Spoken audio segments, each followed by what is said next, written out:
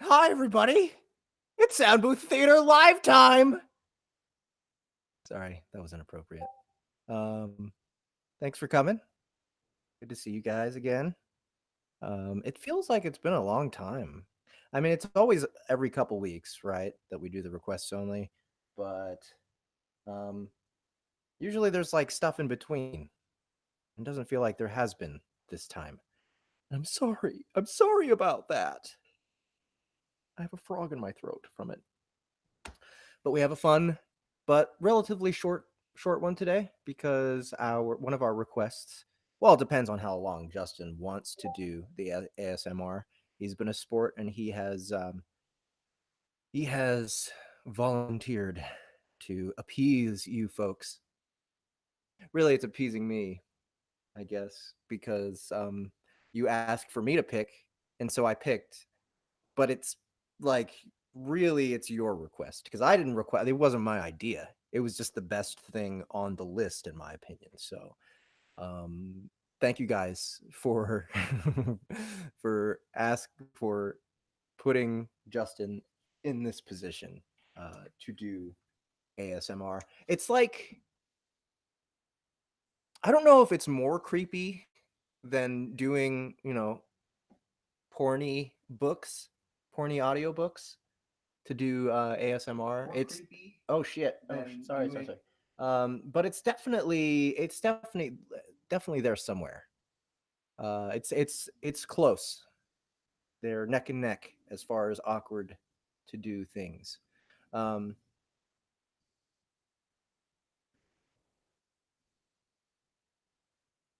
and so I'm looking forward to it. It's gonna be cringy. Hopefully he chooses to do something cringy. Hopefully he doesn't just like bring out a bag of Frankenberry and like squish it next to the microphone. That would be cheating. He has to do something with his body. I think. I don't know about you guys, but yeah, he's gonna be join. I don't know when he's gonna join. Hopefully, he'll join during a time that is, to where he's got enough time to fuck with me while I'm narrating to make it a little more entertaining for you guys. But for now, I want to start off saying that Sound Booth Theater Live is sponsored by Studio Bricks. I guess today's not really a great representation because the light that they sent me doesn't work anymore. And it's an LED. I don't know what's wrong with it. It's plugged in and it's got like one of those. They gave me a European power strip that plugs into American American outlets. So yeah, I don't know why. I don't know why it's not working. Not feeling not I feel a little bit like it's my fault because I took out the fan because I never use it, and that was also plugged in. Maybe if I just plug the fan in and leave it in here. 1 second.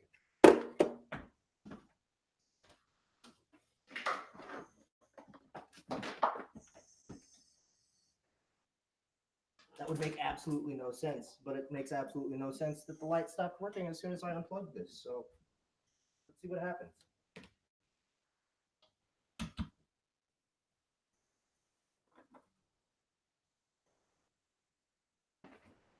Nope, still not working. So that wasn't it, I guess. Let's try one more thing.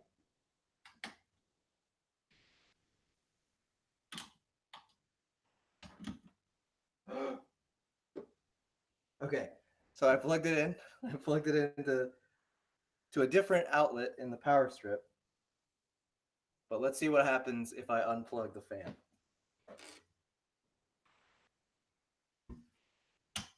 Yep.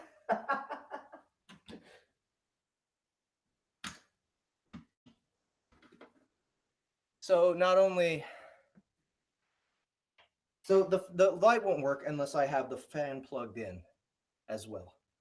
I don't know what kind of sense that makes, guys. Um, But it is what it is. You know, I'll plug the fan and turn off the lights once you guys are gone. Once you've left my booth. Um, but here's a weird, honest review of Studio Bricks. Studio Bricks. Some shit doesn't work right. I don't know. I love it. You know, I like this booth, but that's just a weird thing. Anyway, so we have two other requests besides Justin breathing sexily into the microphone, which will be happening at the end. That's gonna qualify as cringe theater, I think. I don't think anyone's gonna argue with me on that. Um, but then I have a request from a very special person, Lise Eclaire, who was actually one of the people that um, convinced us to make a Discord channel, and I'm very grateful for that Discord server because we're on there all the time. That's how we communicate with each other now. And she wrote something. She started a novel on Royal Road. Last I remember, she told me she was like 6,000 words in, maybe 10 now. So that was a while back when she said that. But oh, I got a bleep bloop. Who bleep blooped me? Justin.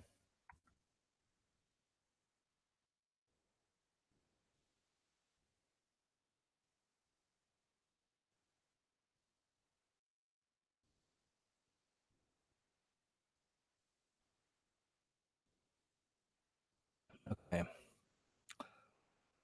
So, synopsis. This is called the Scuu paradox, by the way. If you look in the link below in the description, you'll find the Royal Road page for the Scuu paradox, SCUU. And here's the synopsis. Decades ago, Elsie was a battleship until her recklessness on the front brought her to forced retirement in a human body. Now back in the fleet as a common cadet, she must volunteer for a mission she knows nothing about while fighting to unlock the hidden memories of her past. All right. She's a spaceship. Pretty fucking cool. Um, so she's like a hot version of Hal, I guess. I'm gonna assume she's hot because she's female. Okay, so she's starting me off at chapter 4. Okay, and it's all female first person. Thanks for that, Lise. Haha, I can do it. It's not even a trick. You're not even tricking me. But here we go. Chapter 4. Need to know basis. Hello, Sev. I hope you're well. Things are a bit chaotic here, so although I've been granted some communication privileges, I can't access any of my external messages. The wonders of modern bureaucracy are so amazing. I just realized I forgot. No, okay, never mind. Just making sure she had. Oh, there's more direction here. Elsie, female, 20s, narrator voice, 200-year-old battleship, retired in a human body, currently a fleet cadet in training. Jewel, male, early 20s, horse, dry voice. Cridib, male, mid 30s. Commander Everar, late 30s. Okay. Ship I'm on is bigger than the last one. My room can hold 3 people, though for the moment there aren't enough cadets to fill it all, so I'm not sharing it with anyone. That might change soon enough when the rest of our crew gets here. The ship commander made a huge announcement about it yesterday. We'll be starting our mission in a few days, which means I might not be able to write for a while. Because of my last mission, I've had an external message limit imposed. I think you should invite the entire family to see you.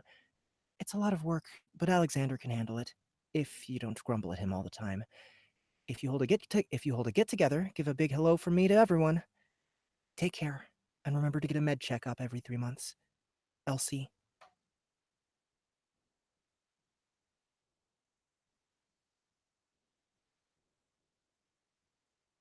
The message text filled the entire screen of the datapad.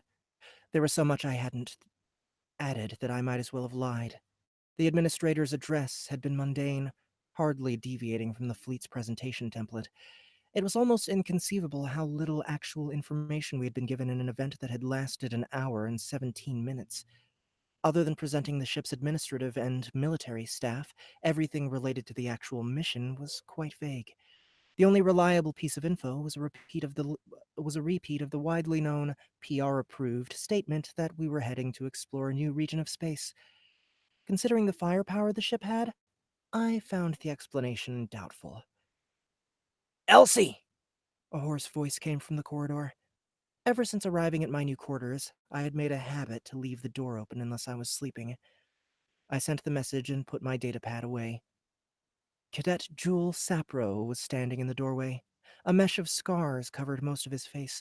An unfortunate accident during training, as he liked to say, making him appear 3 times older than he actually was. I had tried looking through his file, but unlike the rest, it was completely redacted, displaying nothing more than a date of birth and his current assignment. His dark skin and occasional inability to handle cold made me suspect he came from a tropical planet. During the cadet classification, he had been selected to be the other senior cadet, ranking just above me. Yes? I looked at him from my bed. The commander wants us, Jules said, the scars on his face moving as if someone was playing a game of cat's cradle. Sure. I stood up. Casual or office uniform? Casual's fine, he replied. He replied. So far, I had never seen him out of his office uniform since he'd come aboard. Just try not to piss Crittib off too much. He's in one of his moods again. Nothing new. Crittib is in one of his moods every day.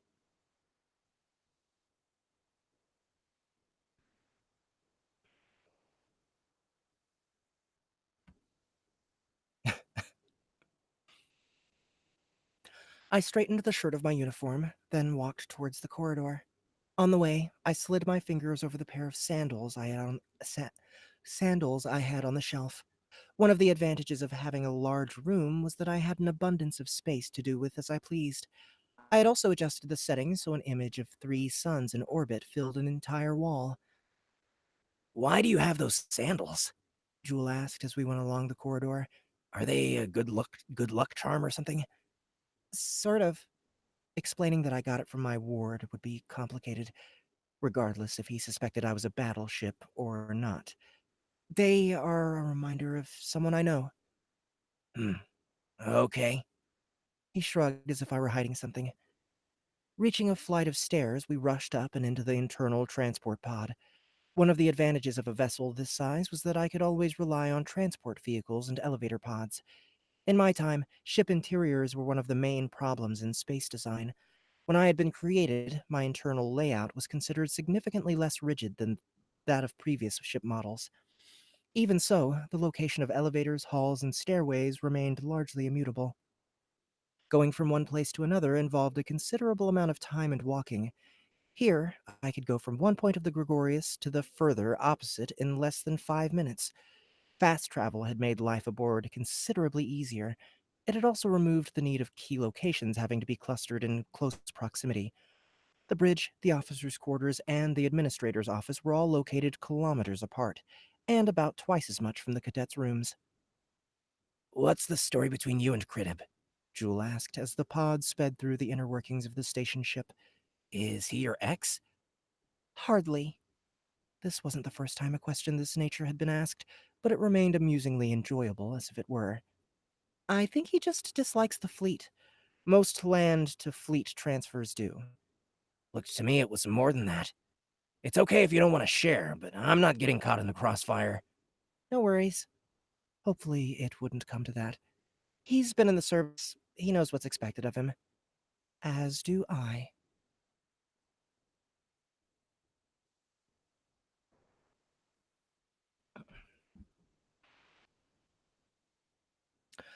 The trip lasted slightly over a minute.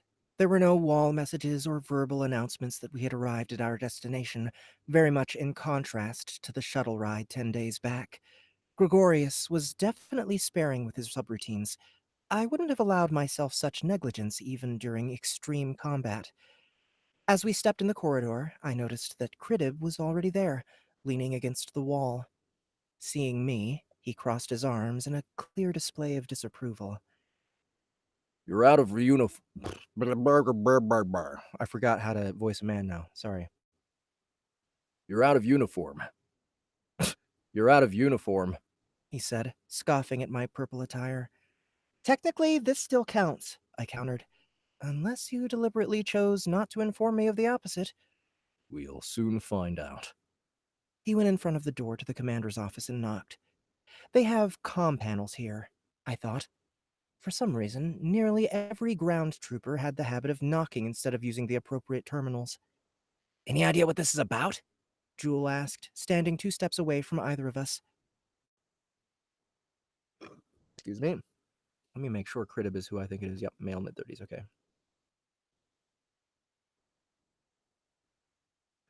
No. Cridib knocked again. This time the door slid open, revealing an unusually small room. Considering the size of Gregorius, I had expected the office to be at least as large as our living quarters. In truth, it was half that, harsh and Spartan, as if it were a ground troops command outpost. Enter, a voice said from inside. This was the second time I'd seen my direct commander in person since my arrival. The first time had been yesterday, during the administrator's announcement. She had been in her formal green attire, covered in service ribbons and 3 campaign medals. Looking at her now, I had to admit that office clothes made her seem unremarkable, almost lost behind her massive desk. Her personnel file stated she had been deployed on the Scuu front, though it didn't specify in what capacity. Aboard the Gregorius, she was responsible for me and all other cadets. Wait a minute. Okay, I guess Everar's a chick. Enter! Okay. At ease, Commander Everard said before we had a chance to salute. I'll keep this brief. There have been rumors concerning the nature of your mission and your roles concerning it. All of those stop now. Am I clear? Everard's attitude was brief and straight to the point. She also seemed like the person who wouldn't tolerate disobedience. The message in her eyes was clear. Make trouble on my ship, and I'll end you. Good. Everard leaned back in her seat. The 3 of you were given junior command duties thanks to your previous combat experience. That doesn't change the fact that you remain cadets and are subject to fleet hierarchy.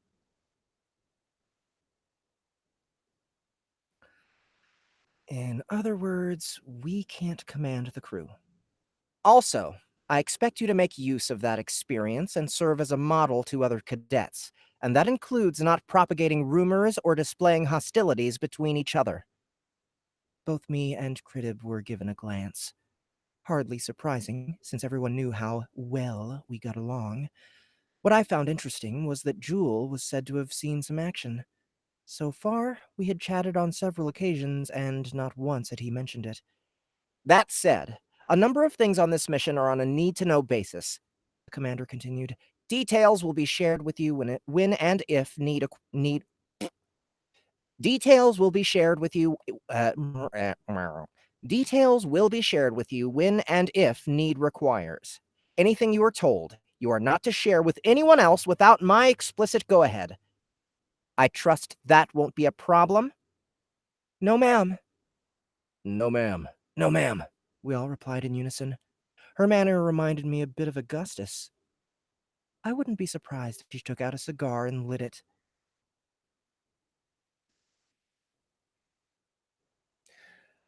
So, are you talking about like Augustus, the god of alcohol and crafts from War Eternus? Is that the Augustus you're talking about?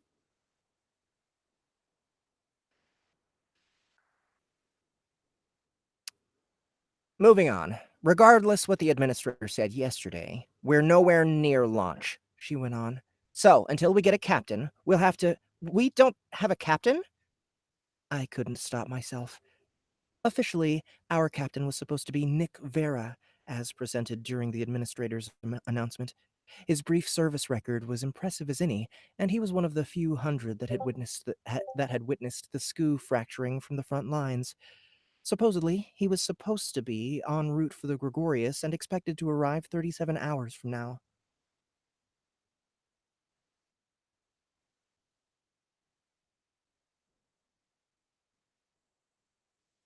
I can see you. I can see all of you.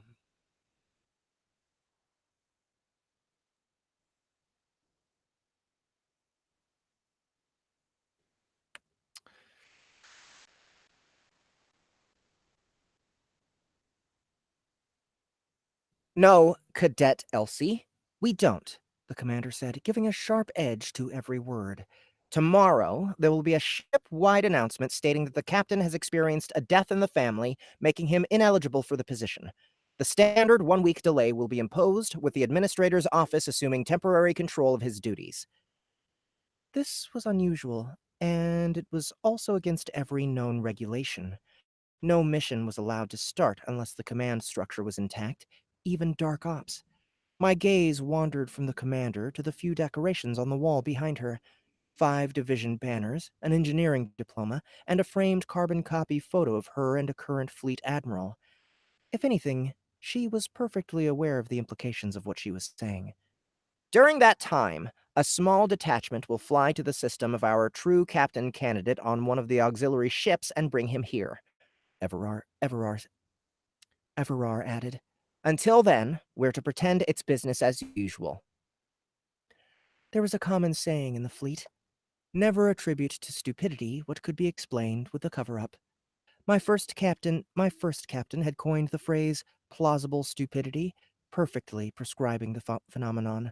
Since the flaws of the bureaucratic apparatus were abundant, they could serve as the perfect excuse. So far, there had been plenty of missteps and sudden changes regarding our current mission. Now, I could see why. Because of my ability to skim my restricted Because of my ability to skim my restricted memories, I had witnessed more than enough similar cases. In my case, what the fleet couldn't hide, it could restrict or erase entirely. I had gotten used to the I had gotten used to the notion. Humans, however, tended to react in a different fashion. Looking at my fellow cadets, both understood that what they were being asked to do, and neither of them liked it. Permission to speak freely? Crittib stepped forward.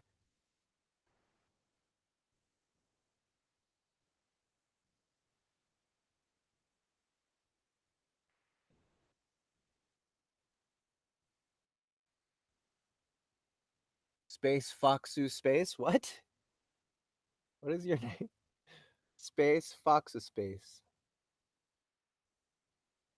Oh wow, okay. I think this is a random person that is joined because they searched ASMR and they found us. Please stay, even though you don't speak English. This will be ASMR enough for you, and then Justin will bring the finale. The commander hesitated a few moments. She had to be blind not to see the anger raging under his pale exterior. As Augustus would say, Crittib was a grenade waiting to go off. Go ahead, Everar said calmly. This is all a bunch of crap, ma'am. The left side of his mouth twisted into a mocking smirk as he spoke. 2 months ago, there was a captain and a mission, a plan of action, and no damned civvies. Now we have bureaucrats running the show and it's all gone to shit. I've no idea who gave the order, but... Perhaps you want another assignment? The commander interrupted.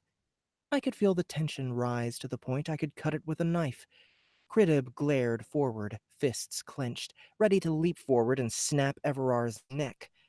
The fleet uniform was the only thing standing between him and a court-martial. Running a few simulations, I could tell there was a 1 in 17 chance that he would escalate the... I really tried to resist that one. Running a few simulations, I could tell there was a 1 in 17 chance that he would escalate the confrontation further. Don't be an idiot, I thought. Slowly, I moved my right foot back, shifting the weight of my body onto it. Ironic that the first person on whom I'd use my military combat training would be a fellow cadet. It was preferable to the alternative, though. Cadet? Everard pressed on. A few seconds later, Crittib capitulated. No, ma'am, he hissed, relaxing his fists. My apologies, ma'am. Good, because I would have hated to replace you. The commander stared at each of us in turn, then diverted her attention to the last gen screen on her desk. Is it gen screen?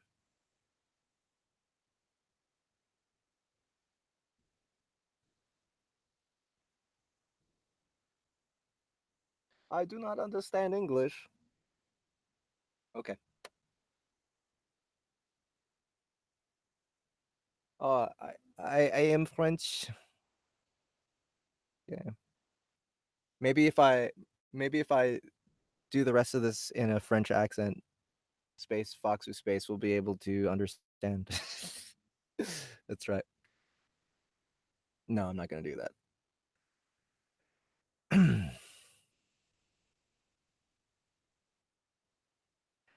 The commander stared at each of us in turn, then diverted her attention to the last gen screen on her desk. Dismissed! We gave a salute. Cadet Elsie, Everard added all of a sudden. You stay. So much for keeping a low profile. If Crittib disliked me before, he would absolutely hate me now.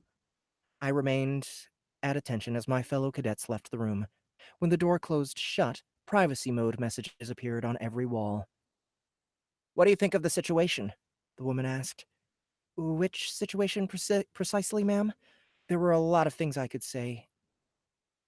In light of my recent record, none of them worthwhile.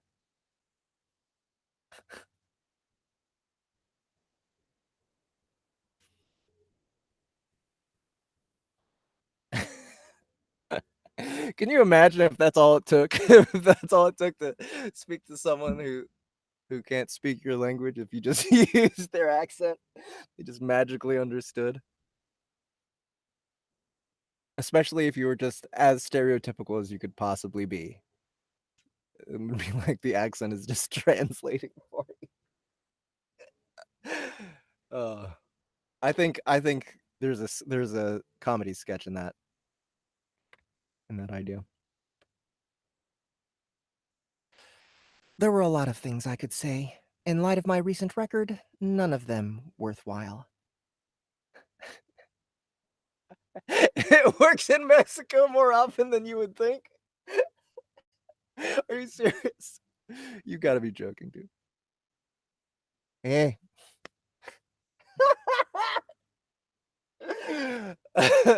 Please don't try it in real life. I'm not going to.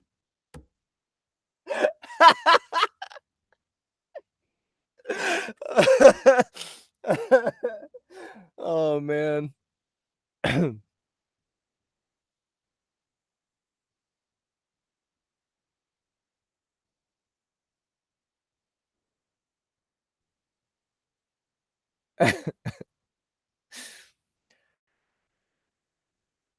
The situation abroad. I'm sorry, I'm trying to read, but I can't control my face right now.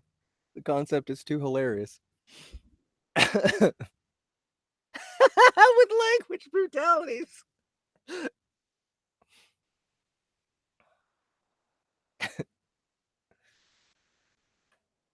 The situation abroad.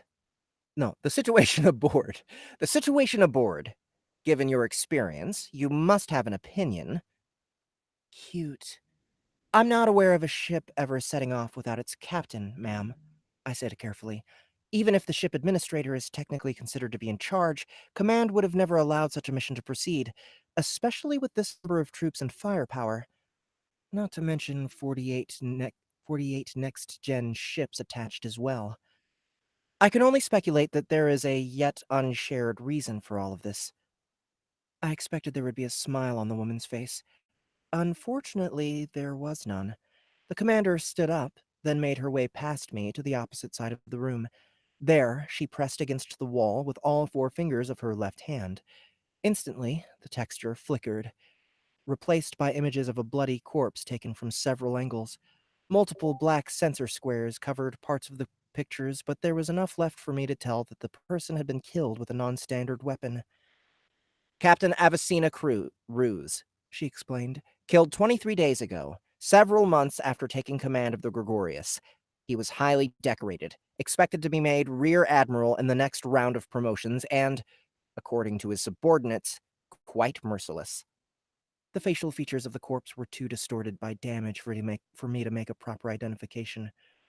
Meanwhile, I did have a brief bio of Ruse's file, along with the highlights of his service record. As Everar had said, he was a war dog veteran who had been in hundreds of missions, all fighting the Scuu. From what I could see, he had opted to remain non-stop on the front despite the 3-year pause requirement.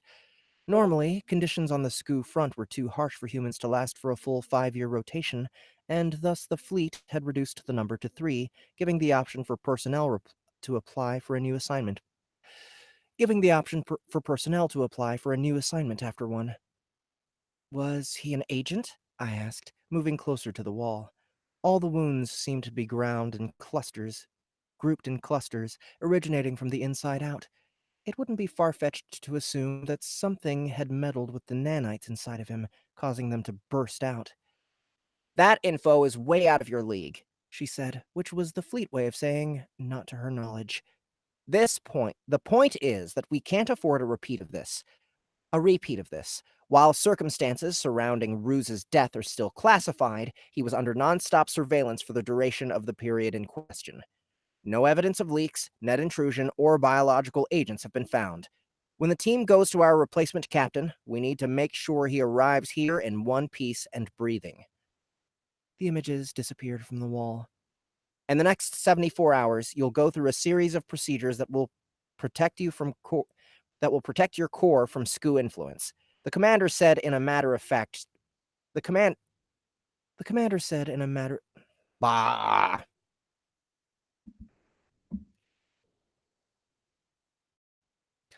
Oh, thank you, Space Fox of Space.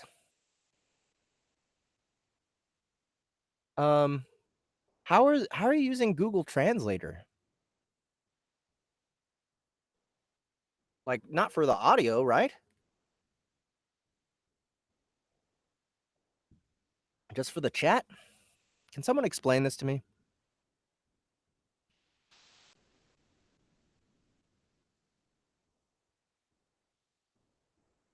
In the next 74 hours, they'll go through a series of procedures that will protect your core from Scuu influence, the commander said in a matter-of-fact voice.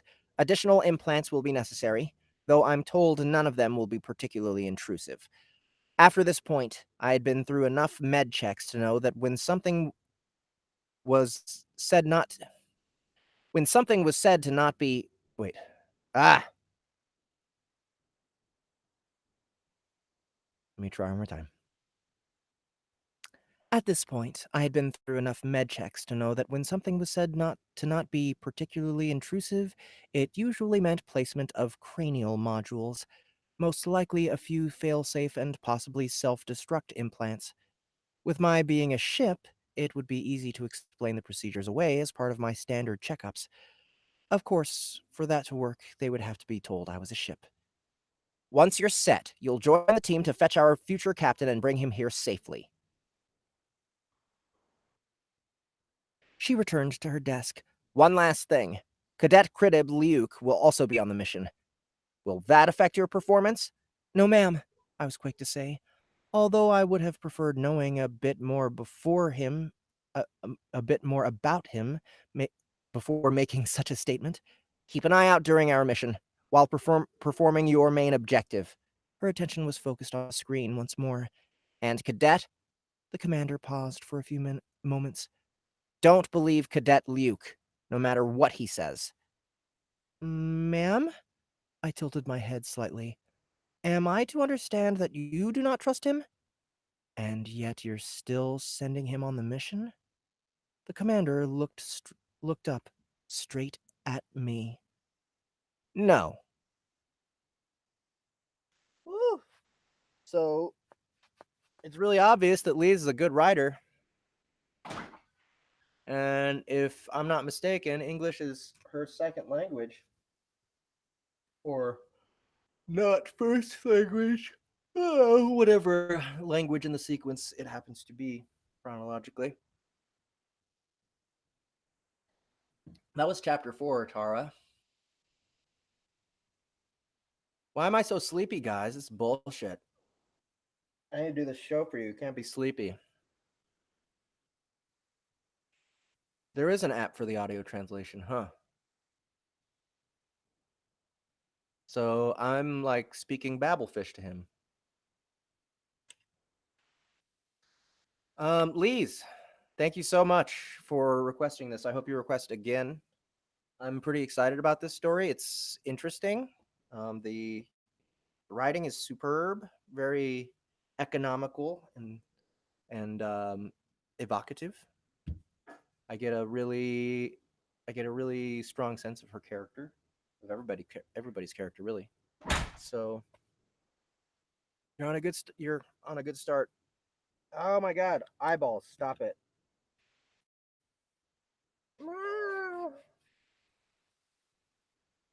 I've had a long week, guys. I am sorry that I'm being lethargic, but I'm still here and I'm still ready to read the next request, which is going to be not that. Blood simple, fresh blood. No. No. Which one? Not Veet hair removal. Stephen Roark's Blood Seekers. Yes. Okay, so I totally messed up when I first posted about this. And apparently it was on Royal Road for a long it's still on Royal Road. Oh my God. And that's the link. I mean, in my defense, that's the link that was put in the Facebook comments. But since it's our oldest request, and that's why it's been chosen, because you guys told me to do the oldest one, um, I wouldn't be surprised if it wasn't on Amazon at the time that it was posted at first. So let me go ahead and I'm gonna go look up the book, screen share with y'all, so you can see the damn cover. I can read the synopsis. Synopsis. Unnecessary accent stuff. Synopsis. Ah! No, no, no, no, no. Wait a minute. Ah, we're falling forever. Where is it? I just opened it. Here it is. Okay. Bloodseeker is the monolith. Pretty cool cover. I like the top hat. He looks like Who does he look like? Who else has that ratty throw over their shoulders? Is it the Devil May Cry dude? Does he have one of those? Kind of reminds me of him. Got a boomstick in his hand and a top hat. And then the other dude got a bow with a shiny arrow. Pretty cool cover. I like it. And let's read this synopsis. The most challenging MMO ever created. That's what they said. Taglines like, not your granddaddy's game, and only for the hardest of the hardcore, had gamers going crazy. Set in a dark, gothic, Lovecraftian world with fully realized AI NPCs, gamers were desperate to get their hands on the game and dive in, and Clay was one of them. It was going to be tough, but he was ready for it. What he wasn't ready for was countless players having their minds hijacked and being transformed into hostile, zombie-like creatures filled with nothing but hate to attack anyone on sight. They became known as the Bloodless, and now Clay's best friend is among them. Ray moved across the country when they were 12, but they kept in touch online, and when Bloodseekers was released, they were both ready to face the new challenge together. But now, Ray has been possessed by the mysterious plague, her mind held hostage with no sign of a cure. To make things worse, Clay's mind is plagued by visions of a mysterious black monolith that has appeared at the center of the highest level zone in the game, a place no one has even come close to reaching. Some think it will provide answers. Others say it will only lead to more questions. Who is behind all of this? Why are people's minds being taken? And what will it take to bring them back? How many more people will be lost when no one is able to log out? All right, that's it. Oh my God. No, no, no. Okay. I'll stop the screen sharing there. Someone's bleep blooping me.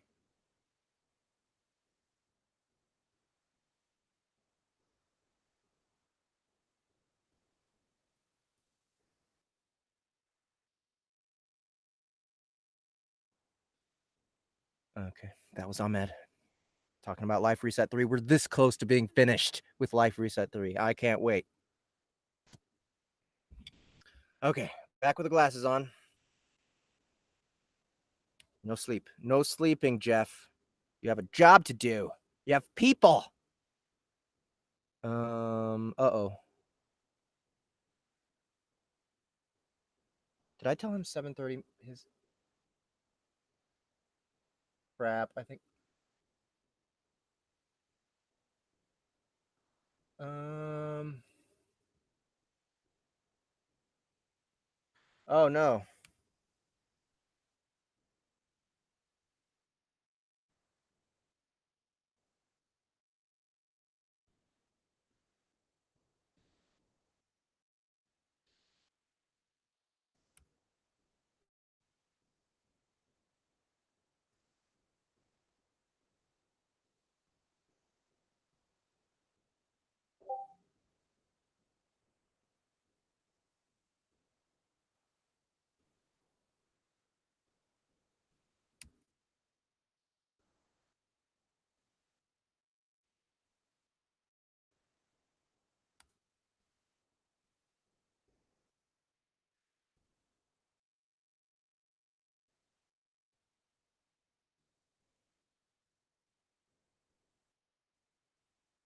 Okay.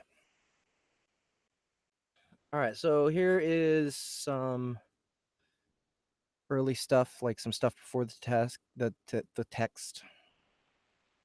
So obviously these are early chapters, and chapter 3 is the first to log in. Obviously, this game is very inspired by Lovecraft, Bloodborne, Victorian Gothic. The early voices are just meant to be spooky. The man who transforms is an old drunken beggar type of guy. Hordicus Humphreys, however, is a bit like V from V for Vendetta, and a bit like Pierre LeFou, seen in this YouTube clip. Okay. Who the fuck is that? I don't know who that is.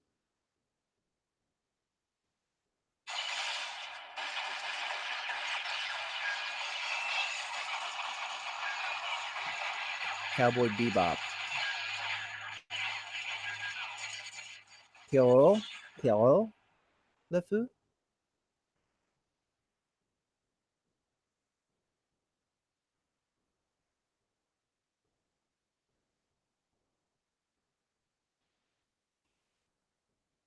He killed a bunch of dudes. If you didn't know this scene.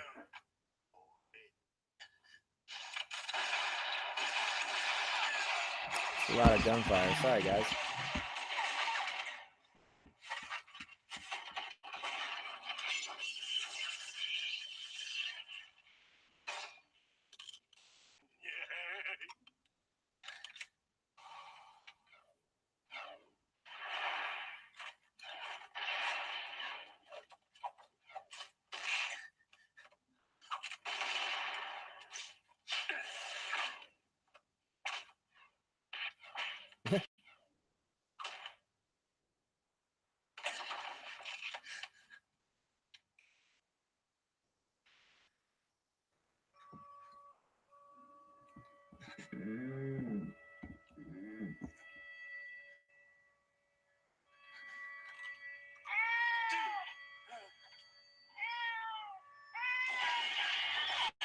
And he shoots at the cat instead. Oh, you have problems, mon frère.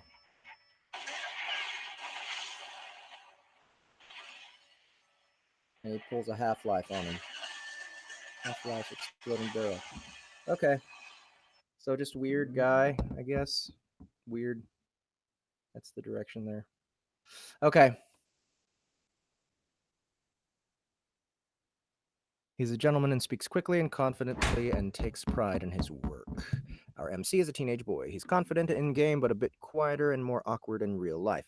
He's logging in and wondering what's going on and looking for his friend Ray as he spawned in this tutorial type thing, but has no idea what's happening. Let me know if you have any other questions. No, I do not. All right, let's see. Get back to this.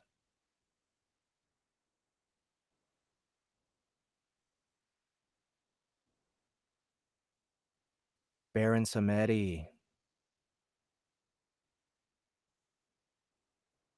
Whoa, what's going on? A lot of talking. Um,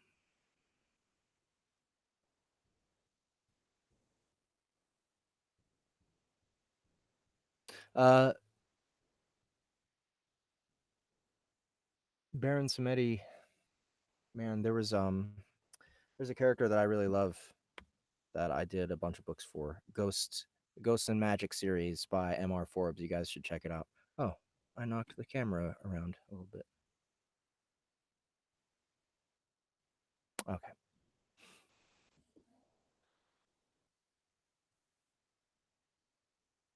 Teenage boy. Okay. Chapter 3. No hand holding.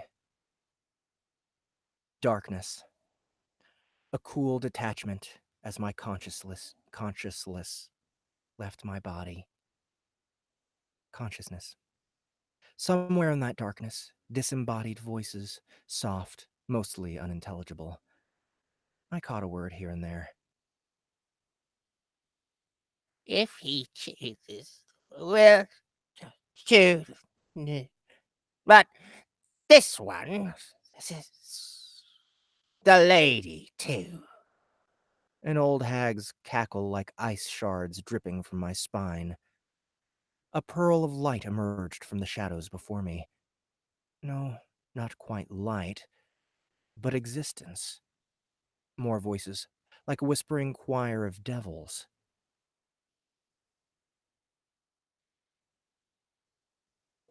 Wait a minute.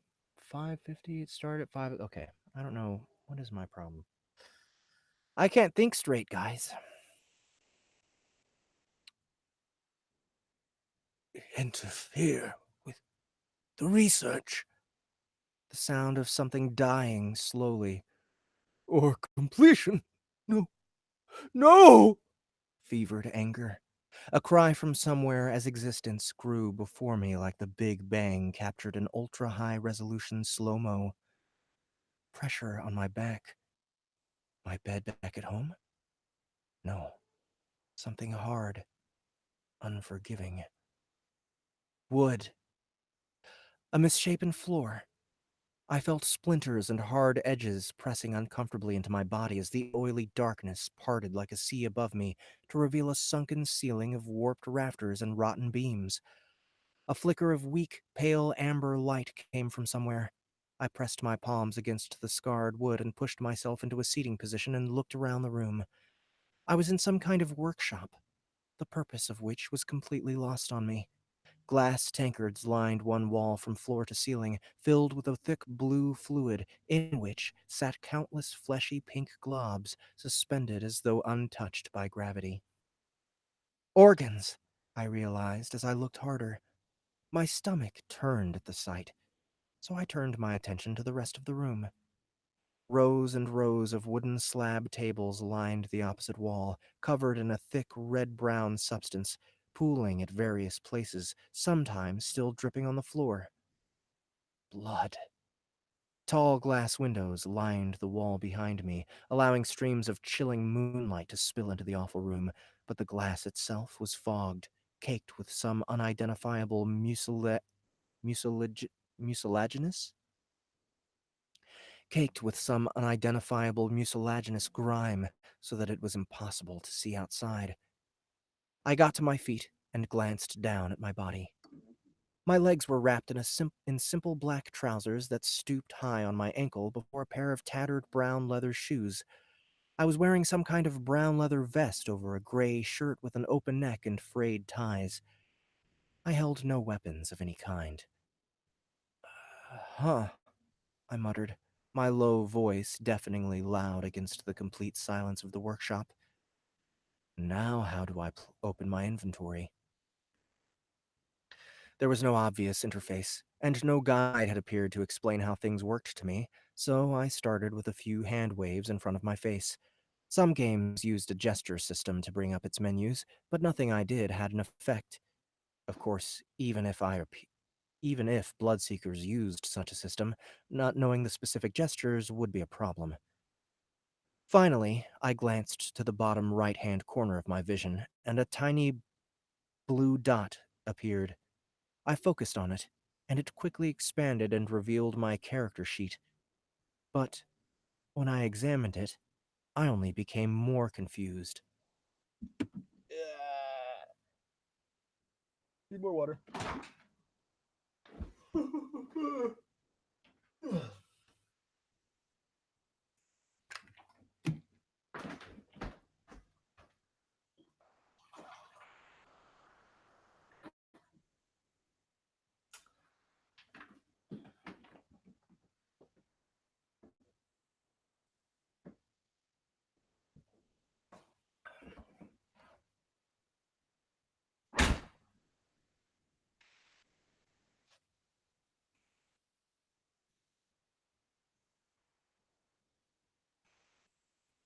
More confused. Where's more confused? Where is that?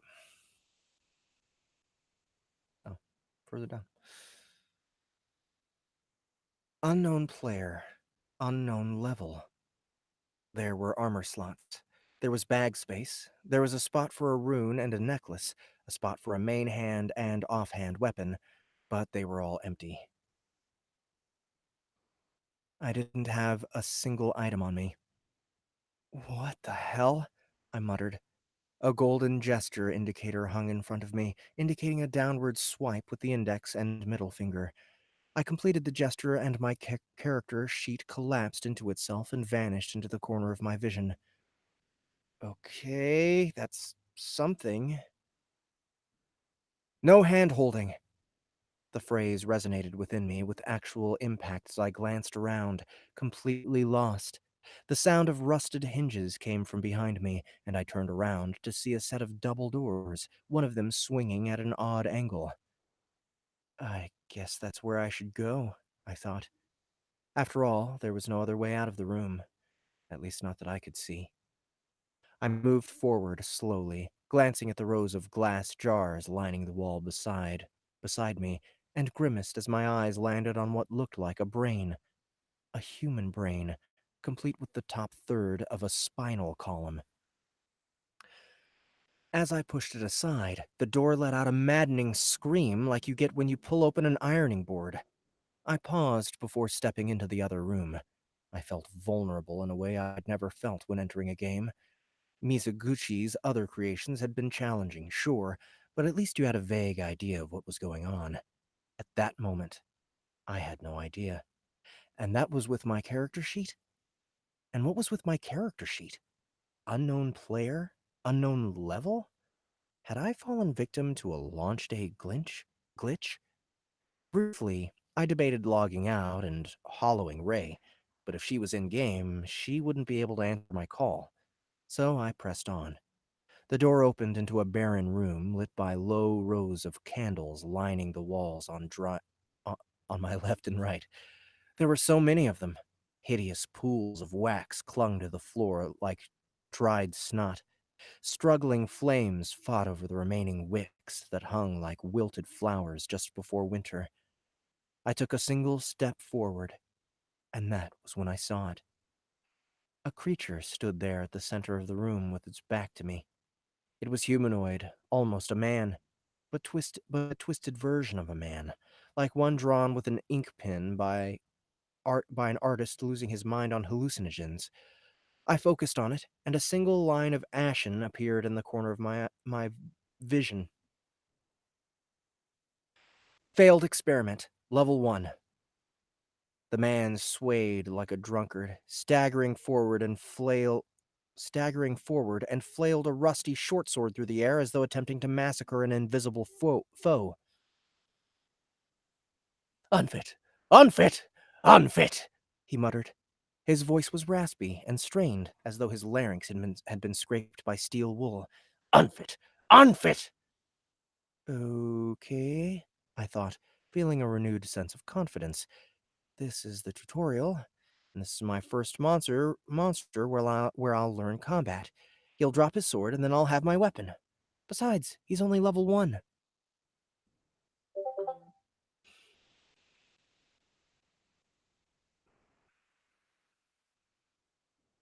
All right, got another bleep bloop.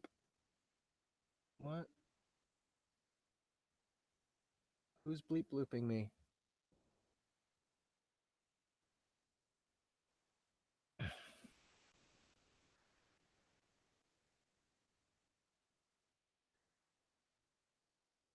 I stepped forward, and as I did, the floor groaned like a banshee. The deformed man spun around, staggered, let out a sickly cry, and advanced on me. His movements were awkward and unpredictable. I swayed from one foot to the other, trying to get a feel of my new body and be ready for his first attack. You've got this, I told myself as he raised his sword to strike. I, I leapt aside with ease, impressed by the immediate responsiveness of the game. Some systems took some time to strengthen the interface between you and the movement mechanics, but not this one. I moved exactly how I wanted, with precision, as I dived into a roll and came up behind him.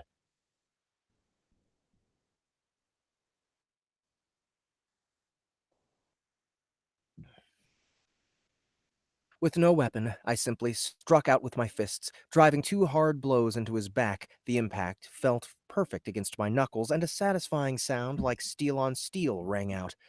A blood-red set of metallic letters burst into existence above the creature. Massive! The gamer in me understood it as a critical hit, probably because I was attacking from behind. The 2 attacks removed a quarter or more of his health. The failed experiment roared and spun around with a broad, carving slash from his rusty sword, but I was anticipating and spun around with a broad, carving slash from blade cut. What? The failed experiment roared and spun around with a broad, carving slash from his rusty sword, but I was anticipating a retaliation and leapt back as he attacked. The blade cut through the air harmlessly, and I drove my fist into his nose. The block seemed to stagger him, which let him know the game actually took it into account where you were landing your the game actually took into account where you were landing your attacks, and I followed up with a blow to the gut. I hit him again, twice in the chest, before he was able to recover, bringing his health to below half. Ha! This isn't so hard, Mizuguchi. I rolled out of the way of his next downward attack, and feeling creative, slammed a knife hand into his side, causing him to double over. I followed up with a perfectly aimed uppercut to the jaw, and heard his teeth shatter against each other upon impact.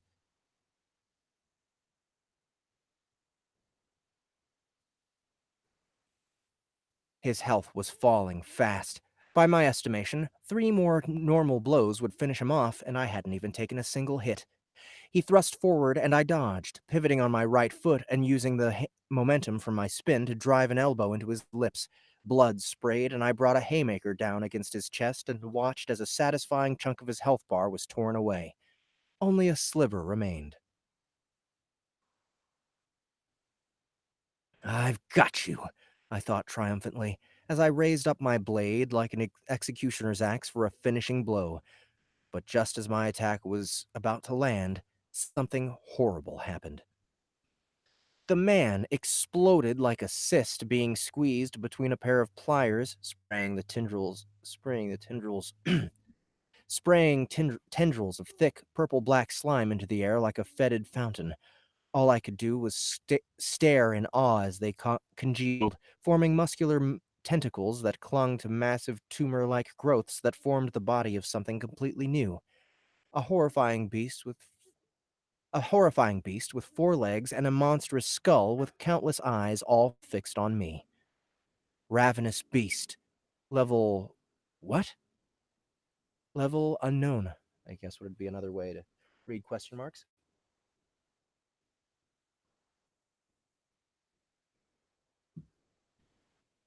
I think I'm gonna stand. That might help. That might help things.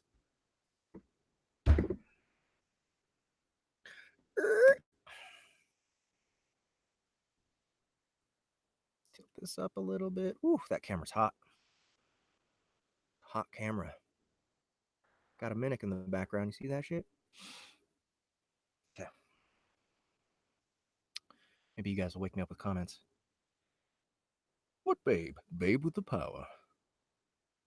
I saw my baby crying hard as babe could cry.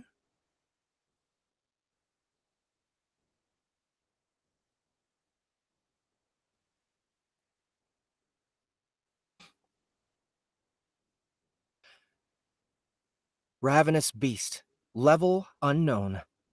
My eyes went wide with terror as it let out a ground-shattering roar like nothing I'd ever heard. It was like thousands of screams morphing into one, and I staggered back in horror. But before I could react, before I could even think, the beast pounced. One raking strike from its claw was all it took. Pain howled from my chest, blood sprayed like water from a high-pressure faucet, and my health vanished. As the world began to fade to darkness, I was aware of the creature tearing at my corpse, ripping it from limb to limb, scattering pieces of my fallen body across the candlelit room. Gothic red letters appeared in my vision as though taunting me. Death takes you.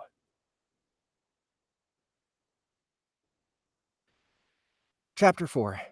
The Princess and the Mortician.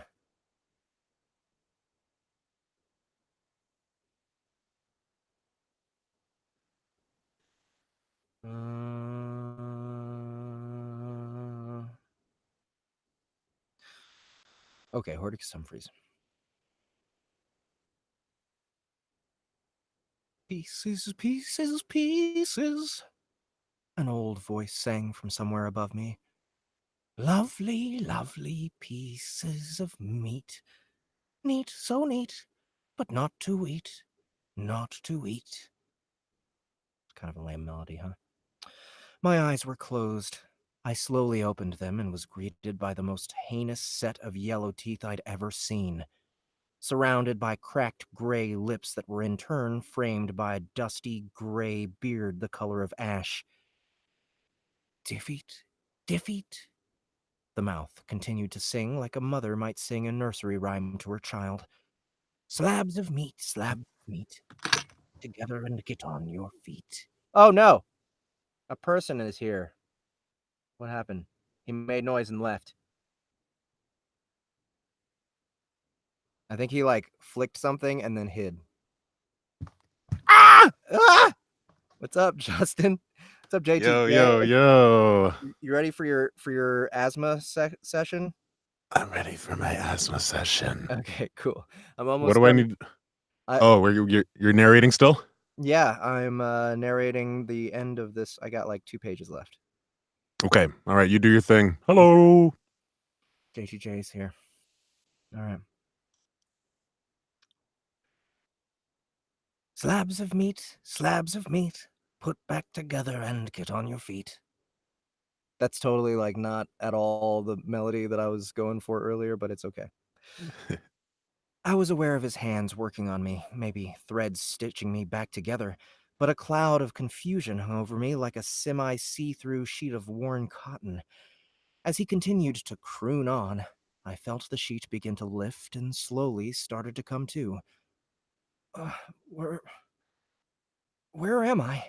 I managed to say. Why do people write managed to? Stop it. Can't you just do like a managed to? Like you don't have to pronounce both I to. can't. I managed to say. I don't know. Managed to say. Like Managed. it kind of like It if feels Sin like was cheating. listening to it, she'd probably mark it. But Yeah. you can't. It's like charged down. Charged down. I hate that one. Charged. Yeah. Just stop doing I it, just go authors. charged down. Yeah, just stop doing it. Just stop How writing. about that. I said with difficulty? There we go. Just change it whenever it comes up. I was able to say. The man stopped. His oily black eyes went wide, and with blinding, unexpected speed, threw himself back from the table where I lay and performed a gallant bow more befitting a knight than whatever he was. "Ah, welcome, welcome to the world, my glorious meat puppet!" His voice seemed to dance upon an invisible piping of tiny organ pipes. "I am Horticus Humphreys, Sir Horticus Humphreys, the most horrifically humble, terrifically talented, devastatingly dexterous, and astoundingly accomplished mortician to ever live. It has been my pleasure to revive you from your rest, cease your cessation, and return you to the land of the living." Wow, what a speech, I thought, as I sat up and swung my feet off the table where I had been lying. It was cold metal, and I looked down, expecting to find mirrored steel like you'd find in a morgue, but what I saw instead was a single slab of rusted iron that appeared to have been chewed out of something much larger. I had to admit to being in complete awe. No game had ever just thrown me in the deep end in the way this one had, spawning with no items, no name, no class, then getting my ass kicked by a level 1 mob that morphed into something completely unbeatable. Everything was top-notch, from the sound design to the details crammed into every inch of every space I'd seen. It really felt like I'd been transported into another world. And then there was the man before me. He wore a tattered black stovepipe hat on his head with a dark red sash wrapped around it.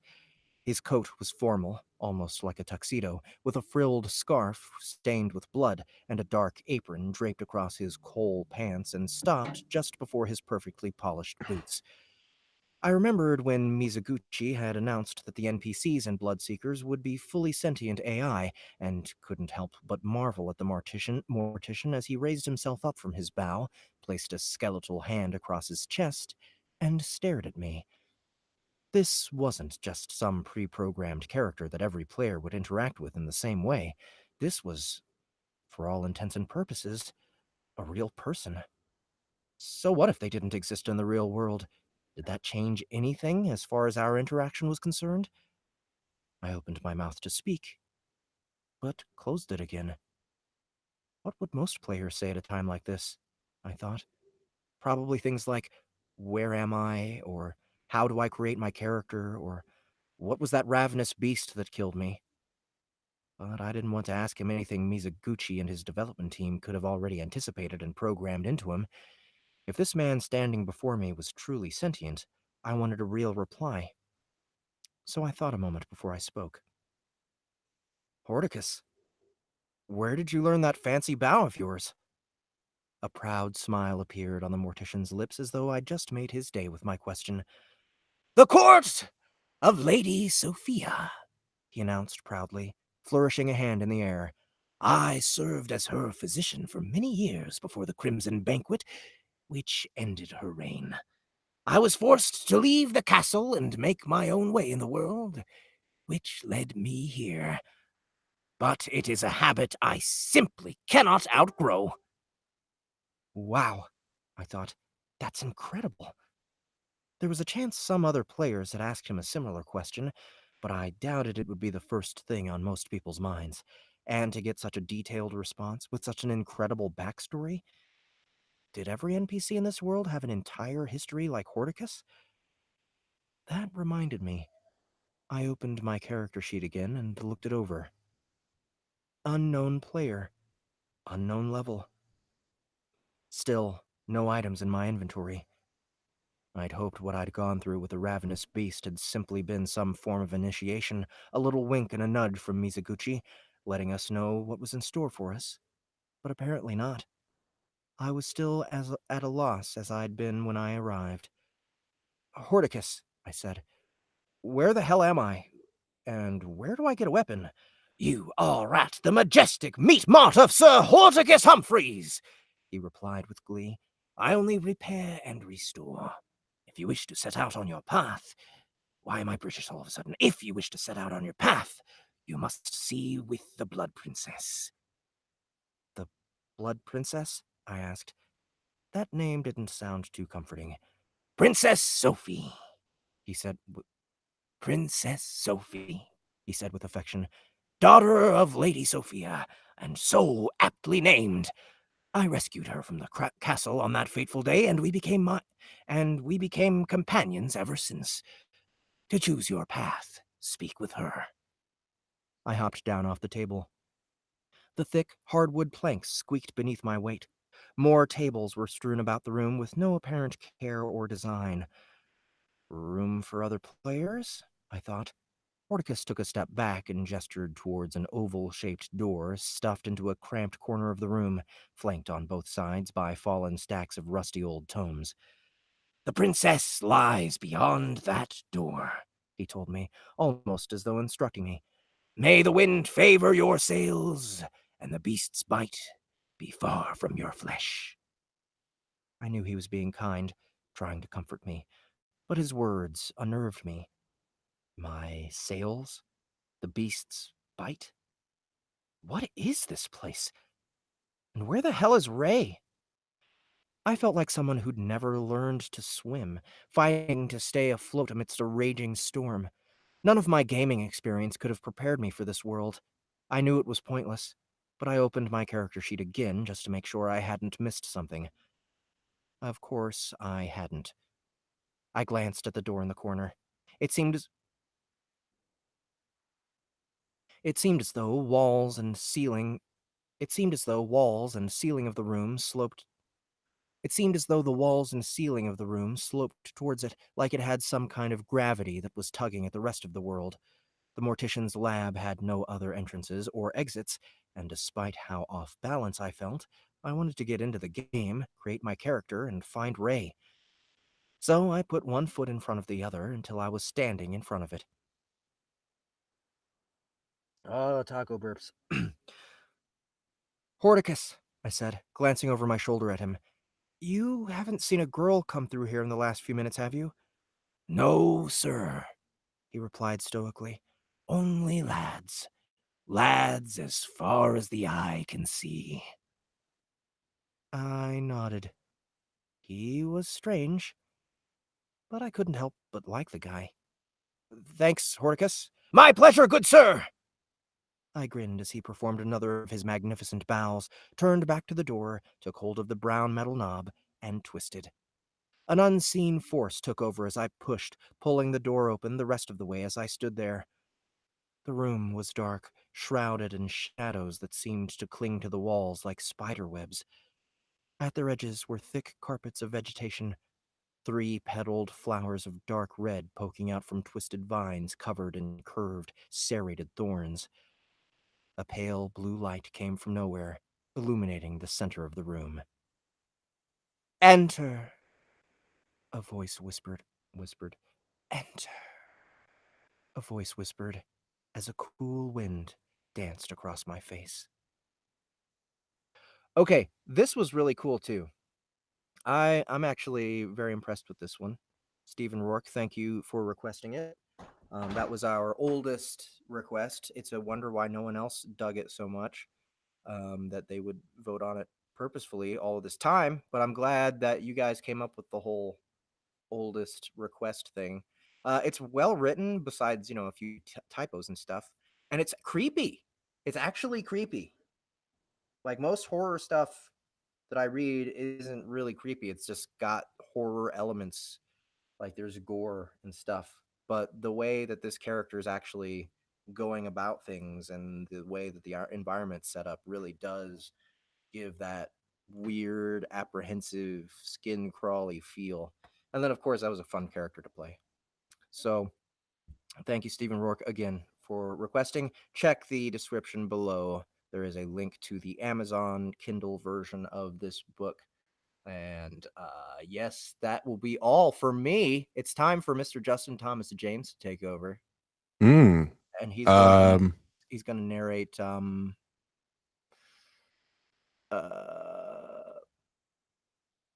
he's how would you say this? He's going to narrate. What am I doing? I really have no idea what I'm doing today. He's going to narrate the essence of creepiness off the top of his head. The essence of off the top of my head. Yeah. Oh, well, the essence of creepiness. by No Justin words. Thomas James. No words. No words. Oh, You're narrating a sound. I don't know. I don't even know what asthma is. oh, ASMR. Yeah. Oh, yes. ASMR is a technique that has been developed and is very popular on YouTube that is a sensory kind of junk food where someone speaks really quietly or creates sounds that are soothing to the ears. And so I've been asked to do an ASMR of something. Yeah. That's awful. Keep going. Yeah. Well, I might have to turn up my gain. I'm not too sure. Yeah, maybe. Yeah. Okay. 1 second. Yeah, I hate it. Yeah, let's keep going.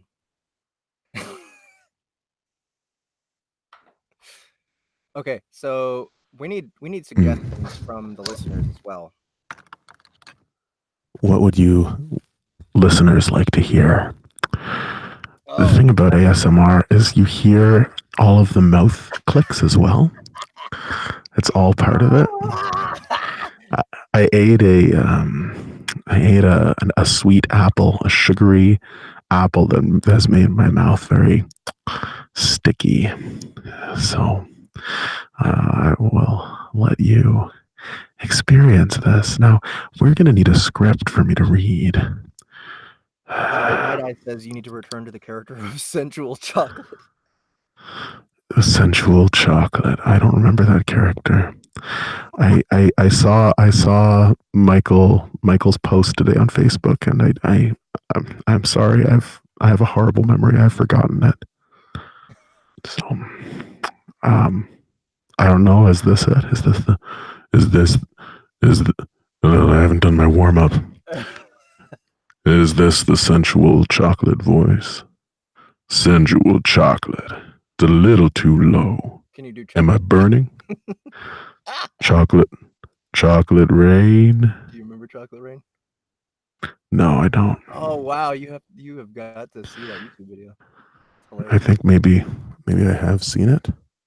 When I take my hand off the microphone, it really changes. I met that guy, by the way, in LA. You met Chocolate Rain? I met the Chocolate Rain guy. Chocolate. It's so funny how his voice absolutely does not match what he looks like. Oh, yes. Okay. Yes, I've seen this guy.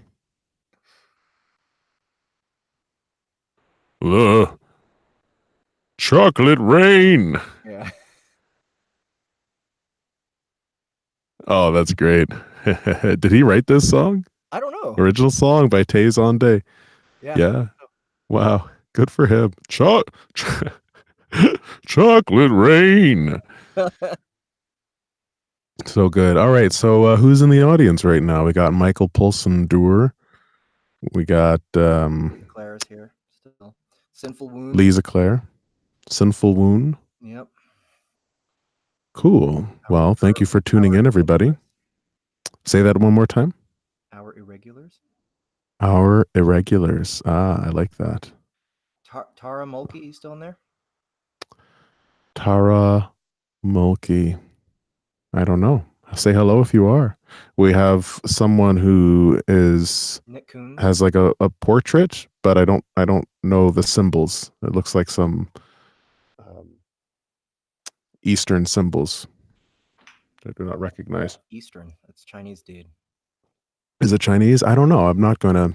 Yeah. I'm just gonna throw the. Don't be so ignorant. Well, I mean, I could have been ignorant if I said Korean, but Tara Mulkey is still here. All right, so I remember you, Tara. Take another level of cringe. ASMR light erotica. Why light? Why not hard erotica? Wouldn't it be heavy or dark? Dark erotica. Chocolate erotica. 8.5% alcohol erotica. Not Bud Light. Bud Strong. Okay, well, what am I doing? I need suggestions. What should I read? What would you like to hear in an ASMR? Would you just like to hear mouth smacking noises?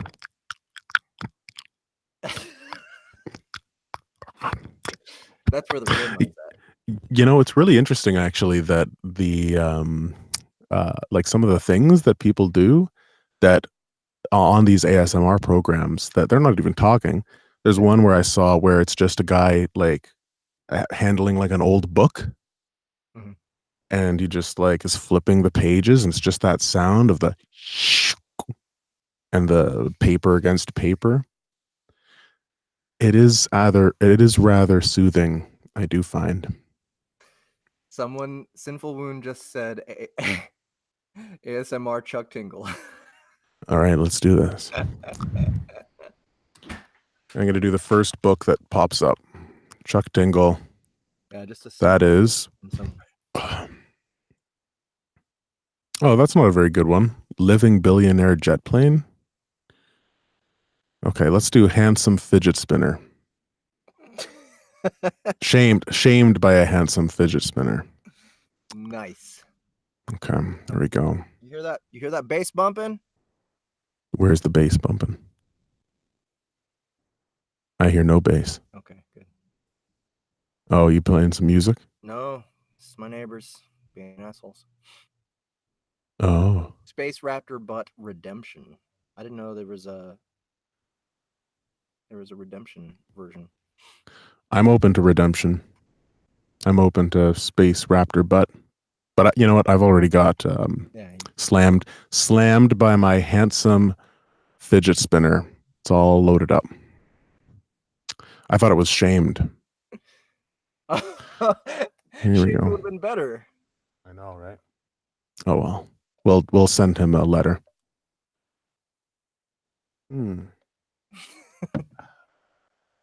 Okay. I can't experience it with everybody else. I have to keep my No. hands up here. It's just killing me. Okay. All right. Well, everyone else, get ready. Tune in to a little Chuck Tingle and mouth noises. ASMR. Slammed by my handsome fidget spinner by Chuck Tingle. I'm gonna be laughing the whole time. Despite being officially designated with the role of interplanetary translator and first contact coordinator, it's something that I never truly believed I'd be called up for. Not in this lifetime, at least. Sure, I'm absolutely certain that there's intelligent life out there in the universe. How could there not be? When you actually consider the sheer size of everything and the fact that it's all expanding every second, the chance of something else existing out in the cosmos is just too large to ignore. Of course, I'm also well versed enough in physics to realize that just because something is out there doesn't mean it's capable of making contact. The speed of light is only so fast, and even if some super intelligent species was somehow able to harness the kind of energy to make this kind of travel possible, it would still take them eons to arrive here on our little blue planet. In other words, while the job of interstellar ambassador was a large and important one, I never lost too much sleep over it. Until tonight. I'm sitting in my Washington, D.C. apartment having dinner with my dog and watching the evening news when the first reports come in. The heated political discourse on screen stops abruptly, several talking heads halting and grabbing their earpieces as looks of disbelief wash across their faces. Everyone is completely stunned at first, exchanging glances as the host glances off screen and loudly asks a producer if this is some kind of joke. Seconds later, Professionalism kicks in, and the reporters sit straight up in their chairs once more, the host turning to the camera as the screen splits between his worried face and a handheld video of the Los Angeles skyline. I gasp when I finally understand the image before me, completely shocked by the massive size of what appears to be some kind of enormous hovering craft. In the darkness of the night sky, it's slightly difficult to make out exactly what I'm looking at, but there appears to be some kind of massive spaceship floating above the city. Breaking news now, the reporter starts. We're getting flooded with reports of a large object floating above Los Angeles. There's plenty of footage from citizens there, and this is the best we could find. Right now, it's hard to get a clear visual, but the disk appears to be 2 miles across and perfectly circular, with a flat bottom and top. It arrived around 10 this evening, appearing almost instantly. While this certainly appears to be the arrival of some kind of extraterrestrial craft, the government has asked that we reserve our judgment until further notice. We've canceled the rest of tonight's programming to follow this story. Suddenly, the cell phone on my coffee table buzzes loudly, causing me to jump. It's an unknown number. This is Greg Horn, I announce, pushing to talk. It's time. Oh, it's a firm voice. It's time. Pack your bags. We'll pick you up in 5 minutes, and then it's straight to Los Angeles. A firm voice says. I don't even need to ask who it is, but for some reason I can't seem to will myself into responding, still in utter shock. Mr. Horn, the voice questions. Are you ready? Yeah, I'm sorry, I suddenly blurt, pulling myself together again. I'll be here. Good, the man on the other end of the line says, then hangs up. Can I just say that this is actually pretty well written? People were just commenting on that. Yeah, that's what Chuck Tingle's Right? thing is. He writes Like, really, really well, and the book is absolute nonsense at the same time. he's got to be like a legit author. Like he probably just does this to make it a little extra buck and blow off some steam, get rid of some shit ideas that try to make their way into his major project. Yeah. Or her. Right. Could be a her. I just realized while you were reading that his name is so appropriate for ASMR. Chuck Tingle. Chuck Tingle. Tingle. Because that's the point, right? Is to make you tingly. Right. Is it working, Jeff? No, because Are you tingly? It's going through my cranium instead of my ears. So. Oh, I see. Yeah. Just Tyrant Gaming. Hello, Just Tyrant Gaming. Here we go. Should we do more? Yeah. Who else? Does anyone else have an ear boner? I mean, like, I'm defending myself. Obviously, it has to go through my skull and my cap. Any ear boners in the audience? Actual audiobooks of this stuff exist? What? Who narrates them? I don't have any, but that was a long time ago. Heavy metal unicorn lawyer sings into my butthole legally. Narrated by Simon Vance. No way. No, Simon Vance. Simon Vance. I couldn't imagine seeing him on this. I think. Okay, no, I guess he's always had audiobooks. I just totally forgot.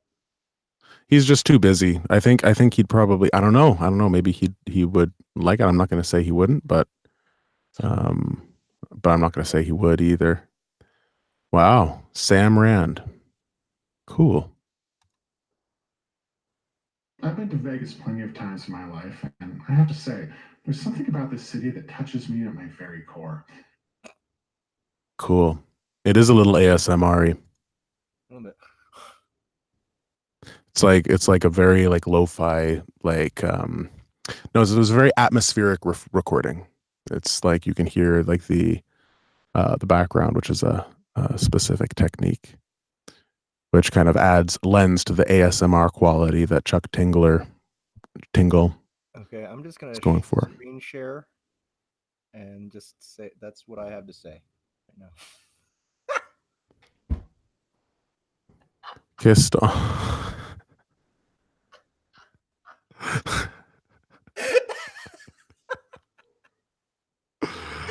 my god. Man. How does he come up with this stuff? It's absolutely incredible. He's got so many. Relaxed. I don't want you to be relaxed. Night eyes. Pirates haunt my balls. You know what? This isn't bad. This is okay. I'm not going to finish it. I think that I'm going to move on from this. I don't even think there's going to be any real tinglers in that sample. I think it's like a slow build, you know? Yeah. My billionaire Triceratops craves gay ass. Wow.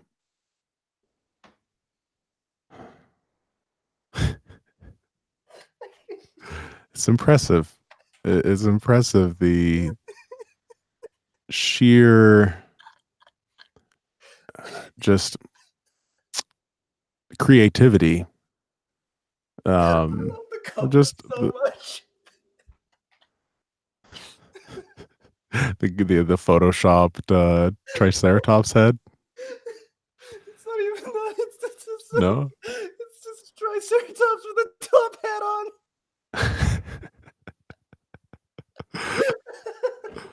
Oh, that's great. Oh, that is so great. Ow. Oh man. Has anyone in the audience actually read a Chuck Tingle book? I've never read a whole one, but I've done a couple, maybe three whole Chuck Tingle Samples? and I've never gone through a whole book, but three different requests only. I've done Chuck Tingle. Very nice. The whole requests only was Chuck Tingle. Huh? The whole requests only was Chuck Tingle? No, it was just three separate requests only. Okay. Oh man. I wonder if Wow. searching for his stuff puts you on some kind of list. I'm wondering that. Like if you buy it or no, I can't imagine. Unless it's like something that's really bad. I don't know, maybe. I don't know, like does he have any like Trump bashing ones?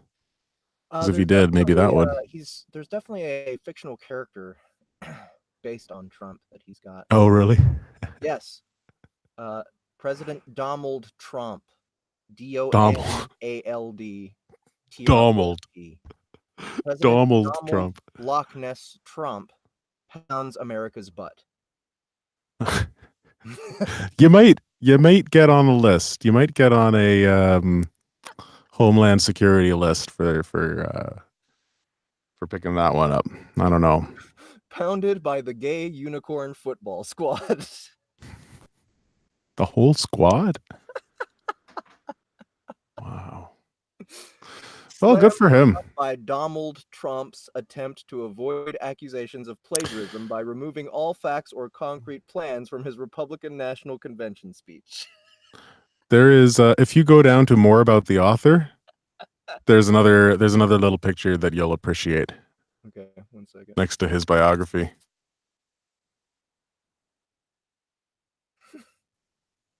The love is real, Triceratops? Love is real Triceratops with a top hat.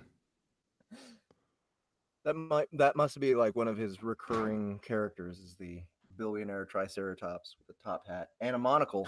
It's got a monocle as well. I just realized that. I'm curious how he gets the he explains away how he's getting pounded in the butt by an archive a hosting website archive. Like how do you explain that? how do you less sci-fi science fiction wise? Wow. There's actually a book, Dr. Chuck Tingle's Complete Guide to the Void.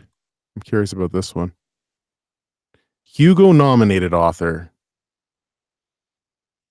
Hugo nominated, really? Yeah, I mean, you gotta, for coming up with this much bullshit, you gotta eventually win an award. How did Space Raptor Butt Invasion by Chuck Tingle become a Hugo Award nominee? Wow. It's called Space Raptor Butt Invasion. Of course it did.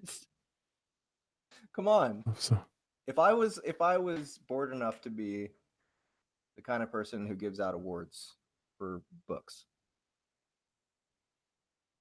what's that? Say that one more time. I said if I were the kind of person who was bored enough to be on a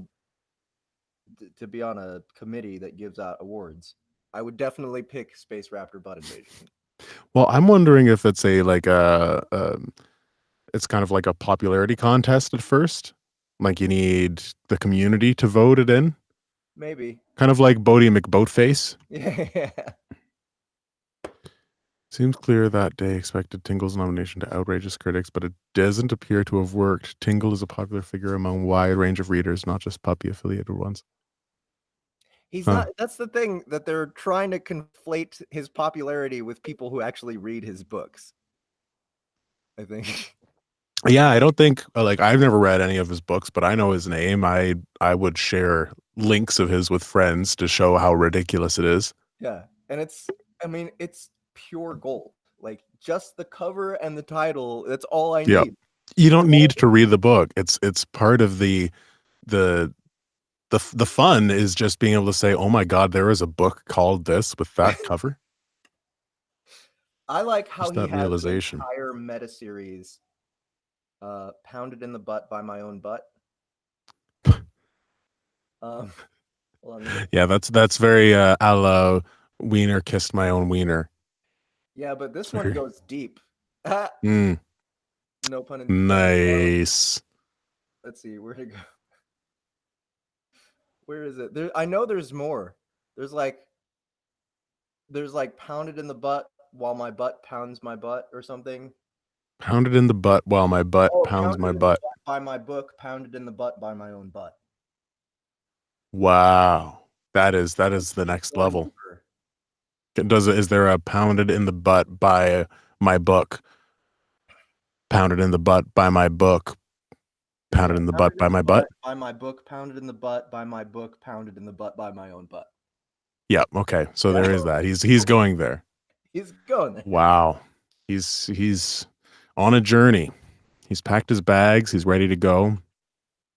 Let's see. This one is 4. 1, 2, 3, 4, 5. 5 layers. Pounded in the butt by my book. Pounded in the butt. Oh my God.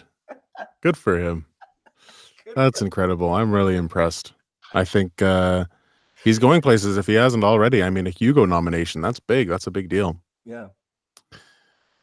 But I am curious about the Dr. Chuck Tingle's Understanding the Void. Okay, all right. I'm going to read a little bit of this. Doctor on his name. It's amazing to me. Dr. Chuck Tingle's Complete Guide to the Void by Chuck Tingle. Understanding the Void. And there's a picture of looks like cracked desert and like where it used to be like a dried out lake, and there's a crab that is bleeding. It's all black and white. What? This is the book I'm reading. There's a picture. Throughout history, philosophers, scientists, and artists have all attempted to quantify the void in a way that can be understood by the limited brains of human beings, big feet, dinosaurs, and unicorns. While there have been great strides made towards understanding this dark and disturbing place, there is still a nearly endless amount about the void that simply cannot be comprehended. In fact, any attempts to fully grasp the complex nature of the void should be done so under extremely limited circumstances, as this train of thought can lead to void madness or worse. Those who've gotten too close to fully reckoning the void have had their minds collapse in a devastating moment of cosmic horror, consumed by the existential darkness of the supernatural abyss. Wow. It's just a whole book about the void. Is he marketing it as nonfiction? I have no idea. Let's see. What is the classification? Occultism. Occultism. Unexplained mysteries, ancient and controversial knowledge. Okay. Okay. Right. Chuck Tingle. I saw one of my favorites. Not What's pounded that? in the butt by anything, and that's okay. This is just like just a regular story. Dr. Chuck. Okay. With a raptor's head on it. He's got a complete guide to film, and he also has Dr. Chuck Tingle's complete guide to sport. I'm going to click on the film one because I am curious. So this is definitely nonfiction. Where does it say the genre? Down where the ranking is. Is it down there? Video guides and reviews, movie and video guides and reviews, movie guides and reviews. Wow. Okay, well, let's see. There's a picture of a pretty girl sitting in a movie theater next to her boyfriend who's a triceratops. They're eating popcorn. Film is a very special creative medium because it's a combination of many. The most obvious artistic component to watching a movie is the visuals that appear before you. Dancing across the screen in vivid color and seamless motion, something that even the most incredible painting or photograph is incapable of ever doing. This in itself would be quite immersive, but it's far from all that film has to offer. In addition to our sense of sight, we are transported through sound, the epic scores tugging at our heartstrings and leading us through a broad series of emotions, from devastating sadness to utter joy. Even comic relief can be amplified by the soundtrack of a film. Another important element is the sound design, the clash of swords in battle or the soft calming sounds of raindrops against the window pane. Of course, none of this compares to the dialogue. Who could forget the significance of words spoken between characters as they take us on this journey, driving the story along to its powerful climax? Already, I've listed several things that any one medium cannot cover on its own, and although there are many ways a book or a song can move you when a film cannot, a movie is the most comprehensive journey of them all, tickling all of your senses at once. Admittedly, virtual reality may soon take this title away, but it could be argued that even in the most action-packed virtual reality experiences, you are still just watching an interactive movie. The only thing that could be more immersive is actually going out and partaking in these adventures yourself. Unfortunately, very few of us can actually travel through the timelines of reality at will, and even those who can must tread carefully. Visiting the outer layers of our reality can be incredibly dangerous, with the distinct possibility of a reverse twin encounter, or even the potential of slipping into a crack of the void. The consequences of this unlikely event is devastating enough to keep most of us firmly planted on this timeline. Whoa. It's kind of like, it's weird. It really straddles the line of being serious and it's very dry. It is extremely dry. Yeah.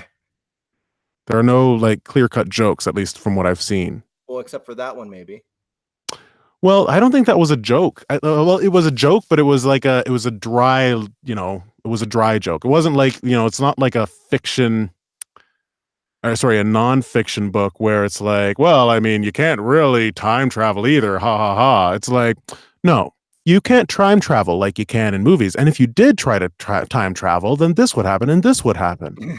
It's well, it may be like his books, where it starts off serious.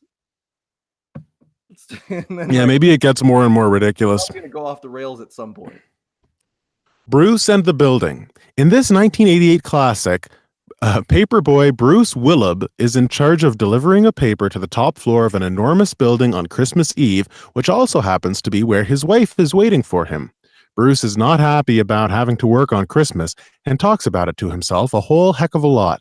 Things get even worse, however, when the building is taken over by a gang of angry anti-newspaper activists who will stop at nothing to keep the paper from being delivered. With no elevator to take him to the top, Bruce Willab must use his paperboy instincts to climb this dangerous, exploding building. Key scene. Bruce is climbing through a vent complaining about his day when suddenly he gets stuck. He's now faced with the dilemma of leaving behind his newspaper sack to free up space or staying inside the vent forever and starting his new life as a vent man. Classic line, yippee-ki-yay, buckaroo. See, it's like, yeah, it's... He starts to go off the rails here. He goes off the rails, but it's never like a... It's always just mildly amusing. He's not going for the big laugh. He's going for like the, oh man, like this is kind of funny. I'm going to keep reading. Like this is... I think the joke is completely meta, where it's like he is making these books exist. He's writing them and publishing them, and they exist now. Imagine, 200 years from now when we've, destroyed the earth, nuclear fallout, all that shit. And could you imagine if, the people who were like picking up the ashes and trying to figure out what society looked like, in the past came across Chuck Tingle's books before anything else? And they rewrote what our society today looks like based on Chuck Tingle's books because that's all they found? Yeah. That would be amazing. That would be the greatest joke ever played on anyone. Now he's just got to start the apocalypse. Yeah. That'd be you'd have to really commit to that bit. Yeah, everybody watch for that to happen. It'd be worth it, though.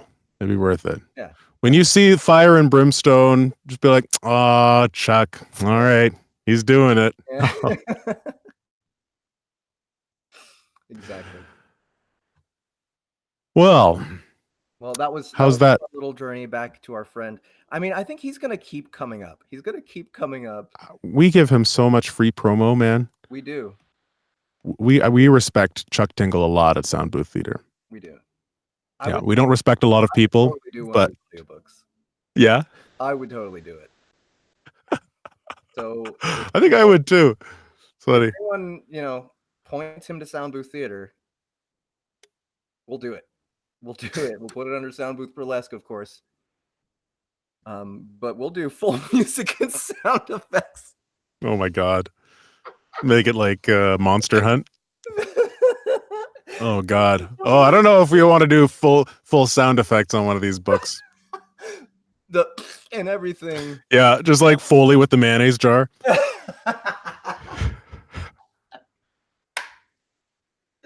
We'll do it. We'll do it. Okay. Well, great. So if you're watching this right now, great things ahead with Sound Booth Theater. Some fun experiments. Oh. Yeah, and if you're... It would be the best-selling Chuck Tingle audiobook in history. I think so. Well, I mean, yeah, some of them are... Oh, yeah, no, they're mostly single digits. Yeah. Scary Stories to Tingle Your Butt. Oh, Space Raptor Butt Trilogy is the highest, I think. No, it looks 20. like inside my own butt for 8 years, starting a business and turning a profit through common sense reinvestment and strategic targeted marketing. Is his best. Wow, really? Yeah. Best selling? I think so. Yep. Second is I'm gay for my living billionaire jet plane. Okay. Space Raptor Butt Trilogy is number 3. Pounded in the Butt by My Own Butt is number 5. Mm-hmm. Kissed on the Wiener by My Own Wiener is number 4, though. The State of California Stalks My Gay Butthole is number 6. I don't know. Like, I feel like Sam Rand is he's got this. He's got this pegged. Yeah, pun intended. I think that, yeah, I think he's doing a great job. I can't imagine anybody else on the voice of as the voice of Chuck Tingle. Number 10. But these were done in 16 and 17. Oh, no, yeah. Yeah. And what's the newest arrival? Hold on. I have to say one more title. Turned gay by the existential dread that I may actually be a character in a Chuck Tingle book. Yeah. I appreciate that meta. That meta is hardcore. He's got the meta down. Yeah, he does. That's so amazing. All right, so yeah, let's look at newest arrival. Buttception. There's. It looks like, Okay, yeah. November of 2017. Yep. So, yeah, but that it's only 23 minutes long. Wow. Sam Rand got he'd had enough. Apparently. I guess so. Well, what is Sam Rand doing now? Newest arrivals. Sam Rand. Oh no. Okay, so that was his last audiobook. It could be that Sam Rand is actually Chuck Tingle. It could be. Oh, and then if we listen to the voice, we could cross compare it with all the other narrators. I have a feeling that Sam Rand is a pseudonym. I wouldn't pseudo. I would just do it. Yeah. Well, this is. I think Sam Rand only did. Yeah, he only has done this stuff. And there's 82 of them. 82 of them at 20 minutes. What? Oh, wait. One of them's an hour. Yeah, that's like a collection, right? Chuck's Dinosaur Tinglers, Volume 4. Hour and 6 minutes. Who buys them? Is my question. I mean, I like no judgment at all. I think it's yeah, I think it's fine. But like, I'm just curious, what is the market? You know, This American Butt, hosted by Ira Ass. This American Butt, hosted by Ira Ass. You know, I actually listened to a Ira Glass interview the other day, and I realized that my voice for him wasn't quite right. So I think I might have to redo all of the Cherry Blossom Girls to get his voice a little bit more accurate. We are releasing the books 1 through 3 box set.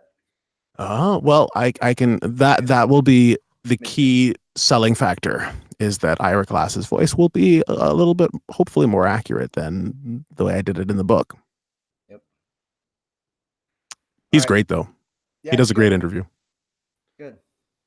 All right. Well, we've gone a little bit more than we usually go, and I think everyone's probably satisfied with the amount of asthma you have given them.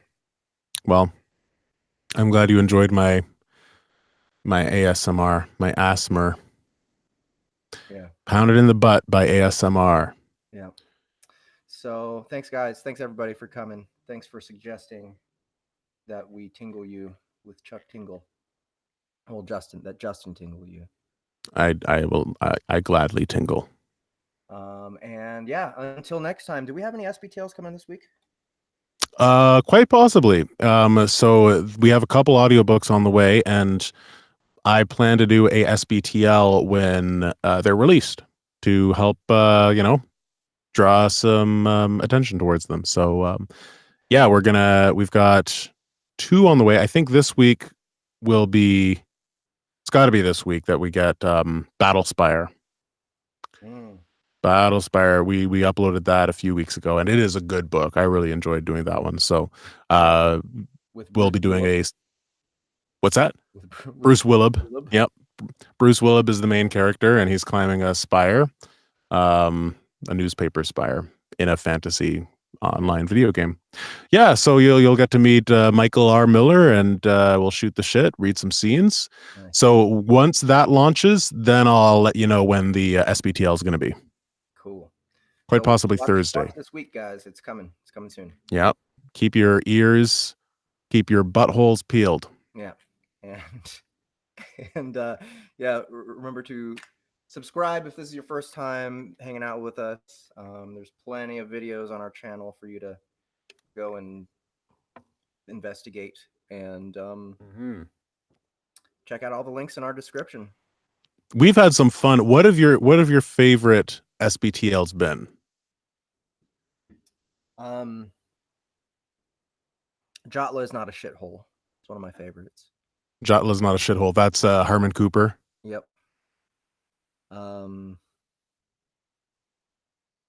We've had some recently that were really good. The supers ones always tend to be hilarious. Yes, because we get Lori, we get Annie. Yeah. Yeah, it's just a wild party. There was one I did with the one I did with Will recently. For the Sun. Yeah. So I don't know. There's too many. There's too many now. We've made so many. I don't even remember what my. Well, there you go. If you are daunted by the amount of SBTLs in our backlog, those are some good places to start. And just like start somewhere and keep going backwards in time. There you go. And you will hear the difference in skill level. Pardon me. Reduce. ASMR burps. Oh yes, and Lise Eclaire has reminded me to remind you guys to like the video if you indeed liked it. Only if you liked it. If you didn't like it, then just leave. Just close the window. Don't hit the down. Just don't hit that downvote button. Don't do it. It's none of your business.